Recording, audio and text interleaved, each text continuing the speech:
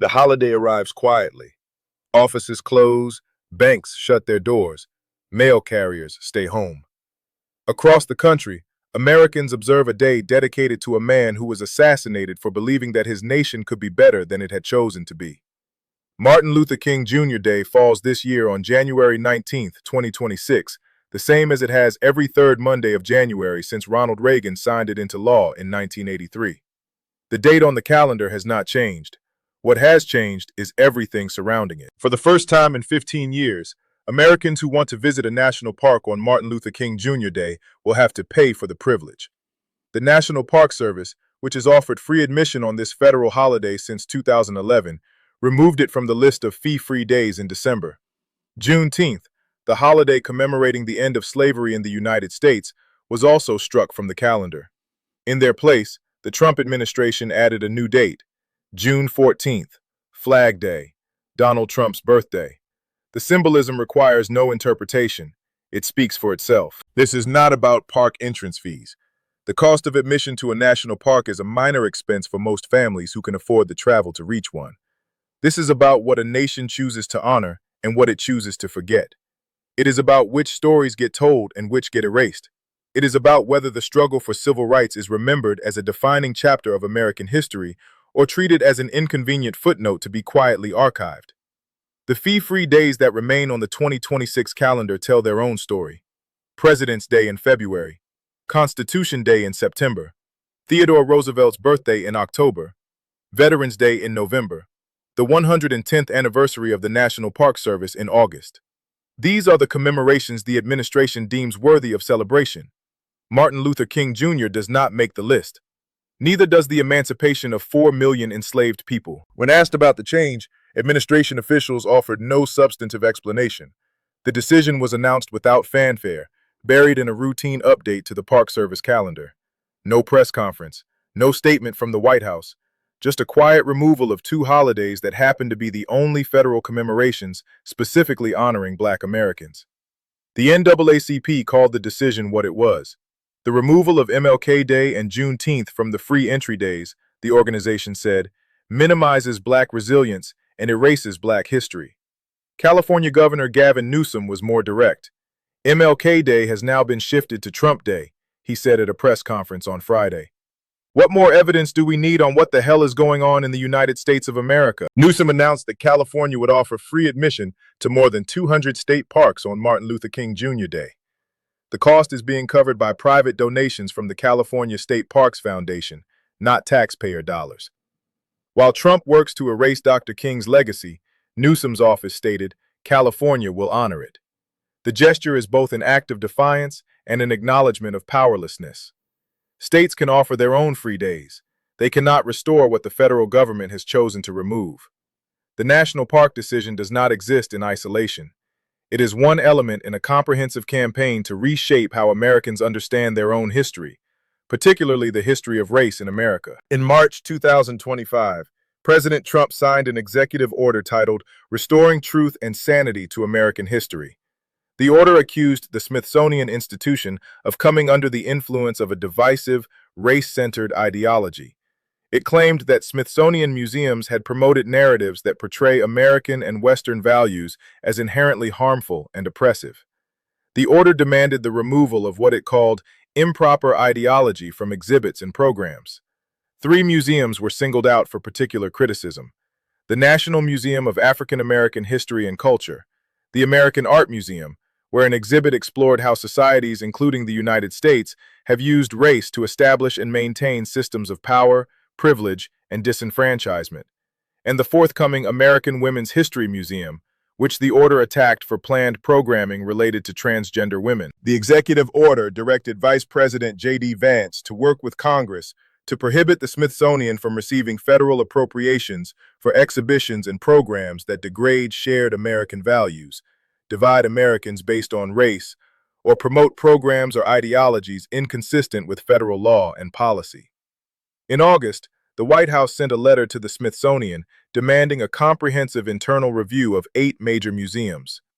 The letter required submission of exhibition texts, wall placards, websites, educational materials, social media content, and plans for upcoming exhibits. All of it would be assessed for tone, historical framing, and alignment with American ideals. The review set specific deadlines. Within 120 days, museums should begin implementing content corrections where necessary, the letter stated, replacing divisive or ideologically driven language with unifying, historically accurate, and constructive descriptions across placards, wall didactics, digital displays, and other public-facing materials. The Congressional Black Caucus responded directly. Donald Trump's idea that the National Museum of African American History and Culture is guilty of distorting our nation's history or painting our founding principles in a negative light is patently ridiculous, the caucus stated. Let's be clear. Black history is American history. Any rhetoric that opposes this notion is not only factually incorrect, but blatantly racist.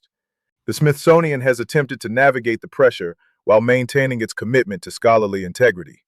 The institution stated that its work is grounded in a deep commitment to scholarly excellence, rigorous research, and the accurate, factual presentation of history.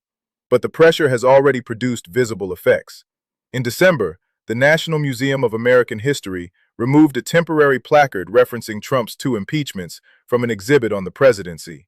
The museum insisted the removal was for reasons related to consistency and presentation, not political pressure.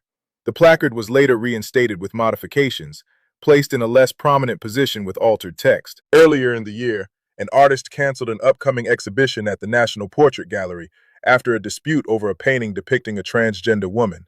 The director of the Portrait Gallery resigned after what she described as White House interference in museum operations. The pattern is clear even when the specific causation is disputed. The executive order on the Smithsonian is part of a broader assault on how race is discussed, taught, and acknowledged in American public life. Within days of taking office in January 2025, Trump signed multiple executive orders targeting diversity, equity, and inclusion initiatives across the federal government, federal contractors, and private institutions receiving federal funds. The orders revoked decades of bipartisan policy designed to ensure equal opportunity in employment and education. They directed the Department of Justice to investigate and penalize what the administration calls illegal DEI in the private sector and educational institutions.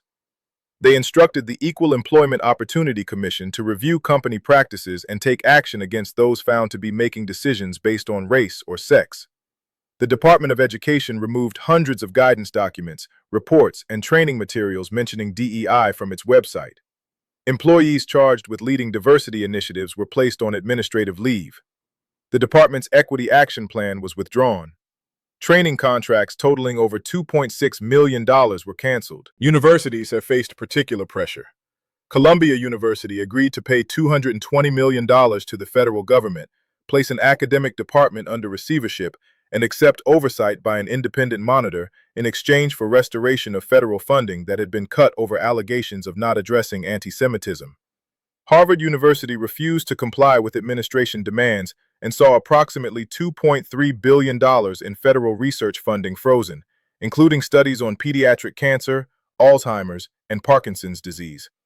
The administration's position is that diversity programs constitute illegal discrimination.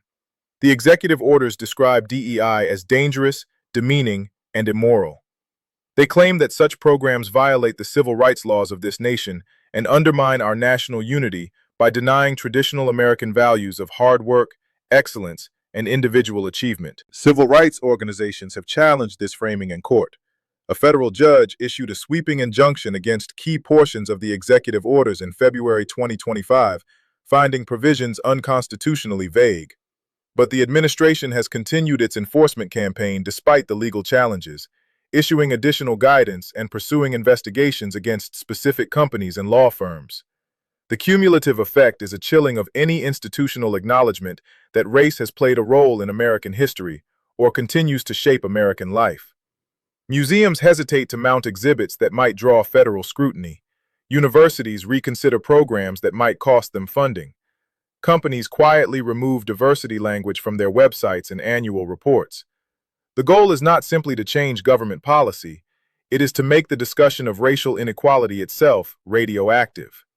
This is the context in which Martin Luther King Jr. Day arrives in 2026. In Boston, a city where King studied, met his wife, preached, and marched, every major MLK Day event is sold out. The legendary MLK breakfast, the country's longest-running commemoration, reached capacity weeks ago. Concerts are full. Museum programs have waiting lists. Organizers describe an unusual energy, a recognition that the holiday carries different weight in this political moment. This year feels different, said Lamerchi Frazier, Director of Education at the Museum of African American History, both because of the nation's political climate and because 2026 marks the 250th anniversary of the United States. The timing invites reading King alongside the founding documents he so often invoked. The administration's vision for the 250th anniversary celebration does not include that reading. The executive order on the Smithsonian explicitly calls for exhibits that celebrate American exceptionalism and remove divisive or partisan narratives in time for the anniversary. The letter demanding the museum review states that content should reflect unity, progress, and enduring values that define the American story. There is no room in this formulation for King's observation that America has given the Negro people a bad check, a check which has come back marked insufficient funds. No room for his criticism of the white moderate who is more devoted to order than to justice. No room for his recognition that the arc of the moral universe is long, precisely because the forces of injustice are powerful and entrenched. King understood that American ideals and American reality existed in tension. His genius was to hold that tension, to insist that the nation live up to its professed principles precisely because it had so often failed to do so. He did not divide Americans by race. He demanded that America stop dividing itself. The current administration sees this differently. Its executive orders frame any acknowledgement of historical racism as an attack on America itself. The Smithsonian order states that our nation's unparalleled legacy of advancing liberty, individual rights, and human happiness is reconstructed as inherently racist, sexist, oppressive, or otherwise irredeemably flawed. The assumption is that recognizing the existence of racism means condemning America. The possibility that confronting injustice is itself a patriotic act does not appear in the administration's framework. King would have recognized this argument. He heard versions of it throughout his life. The Birmingham clergy who urged him to slow down, to wait, to trust that progress would come in time without confrontation. The Northern liberals who supported civil rights in principle but objected to the tactics that made it impossible to ignore. The politicians who claimed to honor the Constitution while defending the systems that violated it. In his letter from Birmingham jail, King wrote that he had almost reached the regrettable conclusion that the Negro's great stumbling block in his stride toward freedom is not the white citizens' counselor or the Ku Klux Klanner, but the white moderate, who is more devoted to order than to justice, who prefers a negative peace, which is the absence of tension, to a positive peace, which is the presence of justice.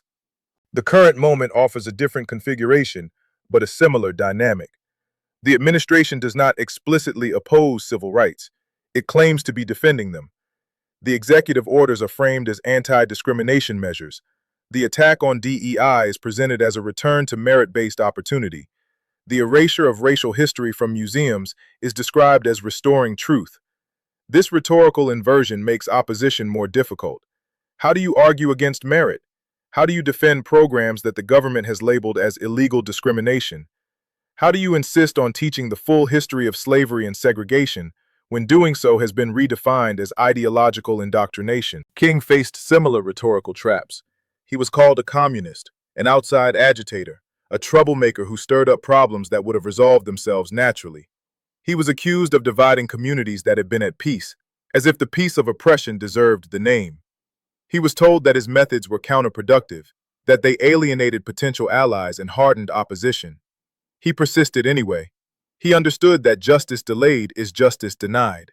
He understood that freedom is never voluntarily given by the oppressor, but must be demanded by the oppressed. He understood that the time is always right to do what is right. The administration's approach to King's legacy is to honor the symbol while rejecting the substance. The federal holiday remains on the calendar. No one is proposing its abolition. But the specific acts of remembrance that gave the holiday meaning are being systematically removed. Free park admission, educational programming, museum exhibits that tell the full story of the movement King led.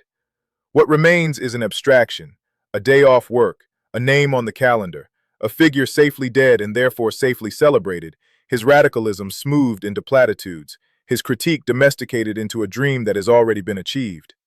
This is not new. King has been sanitized for decades. The king of popular memory is the king of the 1963 March on Washington, speaking of a dream where children will be judged not by the color of their skin, but by the content of their character. This king is acceptable. This king can be quoted by politicians who oppose everything he stood for. The king who opposed the Vietnam War, who called the United States the greatest purveyor of violence in the world today, is less often remembered.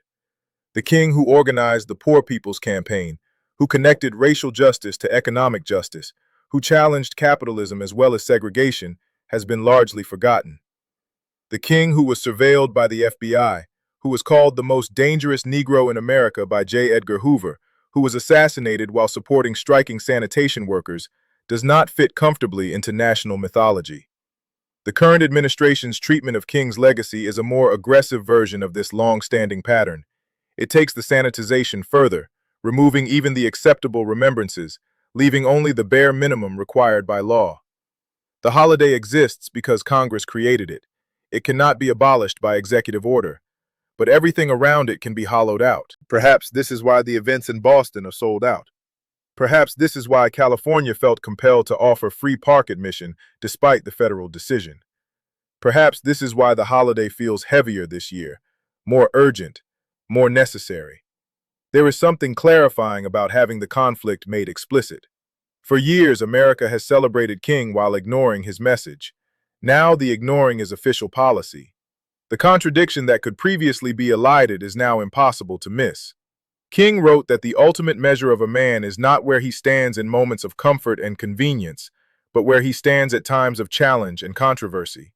The current moment is a time of challenge. The question it poses is not whether America will honor King's memory with a day on the calendar. That question was settled 40 years ago. The question is whether America will honor his legacy by continuing the work he died doing. The administration has made its answer clear. It has removed the commemorations. It has ordered the museums reviewed. It has labeled the discussion of racial inequality as divisive ideology. It has replaced the celebration of emancipation with the celebration of a birthday. The response to that answer is being written now, in sold-out events and defiant state proclamations, and the quiet determination of people who refuse to let history be erased. It is being written by teachers who continue to teach the full story despite pressure to sanitize, by museum curators who document what they can while they can, by ordinary citizens who choose to remember what their government would prefer them to forget. Martin Luther King Jr. Day in 2026 reveals an America in conflict over its own history. It reveals an administration determined to reshape what can be said about race and who gets to say it. It reveals institutions under pressure and communities pushing back. It reveals that the questions King asked remain unanswered, that the work he began remains unfinished, that the dream he articulated remains unrealized. The holiday passes. Offices reopen. Mail resumes delivery. The calendar turns to another day. But the questions do not go away. They never do.